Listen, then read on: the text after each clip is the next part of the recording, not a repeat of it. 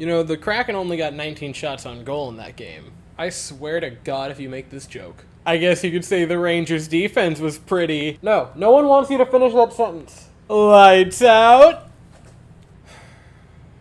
I miss when it was only me here. Hi, I'm Weston. I love talking about the Rangers, and I'm here to talk about Game 5 of the regular season, where the Rangers win 4-1 in a very convincing open to their West Coast road trip. The Rangers' season to this point is fascinating because their first game, on all accounts, was absolute perfection. Then their second game was miserable. Then their third game was, again, near perfection. The penalty kill, the defense, the goaltending was fantastic. Their fourth game was miserable. Their fifth game, back to near perfection. The offense looked great. The penalty kill looked really good. The goaltending looked great. The defense was unbelievable. They only allowed 19 shots in this game. And the only goal came when half the lights were out. Yeah, so for anyone who didn't get to watch this game because you couldn't and you're a Rangers fan, or you're a fan of one of the other teams I cover and just watch these to be cool, you're really cool, by the way. Early in the first period, half of the lights in the Rangers' end went out. And I will give the refs credit.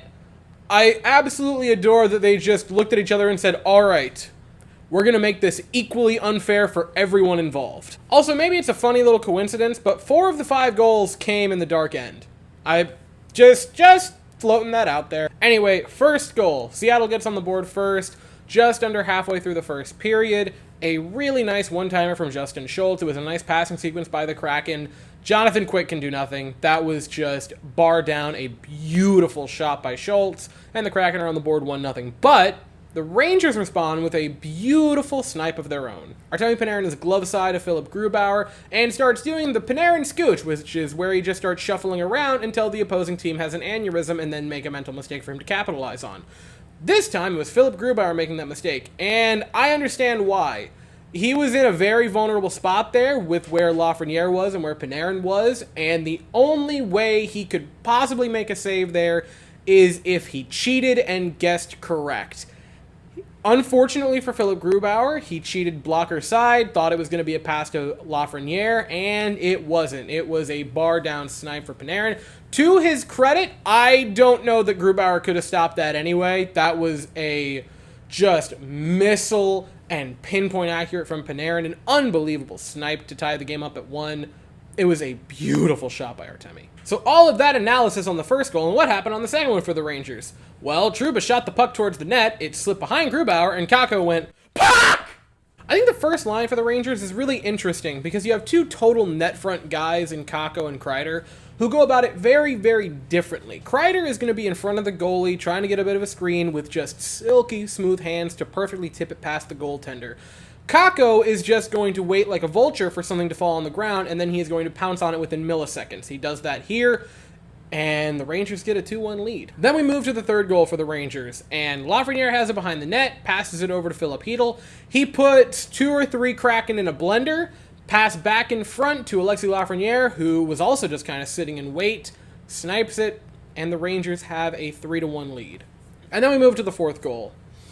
Oh, the fourth goal for the Rangers. It starts in the defensive zone. Trouba gives it to K'Andre Miller. He carries through the neutral zone into the offensive zone. Just a nice piece of skating there by K'Andre Miller. I gotta give him love whenever I can. He's looked solid this year. Already his 3rd assist of the year. Not too shabby for old K'Andre Miller. He passes it over to Filip Chytil. He tries to get it back over to Artemi Panarin, and he kind of does, but it bounces off players and skates, and somehow, miraculously, Artemi Panarin goes airborne for a split second, somehow gets the puck, tosses it back down to the ice, and through bodies and sticks and contact, tracks the puck, gets stick to it, and it just so happens to be an absolute snipe missile to go in to make it 4-1 Rangers, his 2nd of the night, and that is his 4th of the season, if I'm not mistaken, 3rd of the season. Regardless, Panarin's looked unbelievable. The second line has been everything we hoped and just begged it to be.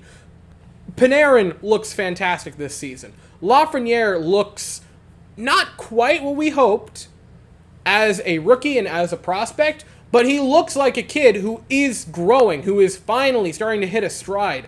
Chytil looks amazing. There's no other way to put it. He looks absolutely fantastic. The second line for the Rangers is going to be a nightmare for the rest of the season, and I cannot wait to watch it continue to grow. This is 5 games into the new system, by the way. What are they going to look like 40 games in, 50 games in, 60 games in? What are they going to look like after building all this chemistry rolling into the playoffs? Like, the second line is going to be fantastic. And that's not even to praise the first line that looks really, really good. The defense looks so much better than it did last year because they actually... Wild thing, guys. The defense has a structure. And it's not just guys going out there told to skate around and try to get the puck. They have an actual concept for defense, and it looks fantastic. Miller's looked better. Trouba, who looked good last year, I praised Trouba a lot last year for actually being a stay-at-home defenseman. He looks even better this season. Eric Gustafsson, I can't get over it, might unironically be the best move of the offseason for the Rangers. They look great. And Jonathan Quick, he didn't have to make that many saves. His one glove save, I believe it was on the penalty kill, was absolutely bonkers. A beautiful glove stop. Just windmilled the hell out of that one. It was fantastic. He made the saves he had to make, and that's all you can ask for a goaltender to do.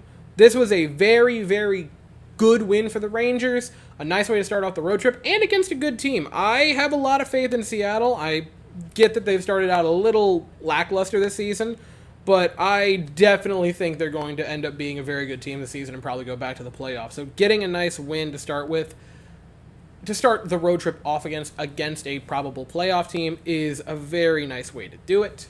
And now the Rangers have a couple of off days. They play again the 24th, which will be Tuesday at 9:45 Eastern in Calgary. I'll be here afterwards to talk about it, and I will actually be here afterwards that night to talk about it, not the next day like I had to do today. Sorry about that again, that it's delayed, but, you know, being up till 3 in the morning when I get up at 7 just wasn't that appealing. So, as for right now, that is all I have to say for the Rangers. I'll be here tonight with a stream for the Astros game, and then obviously the recap afterwards.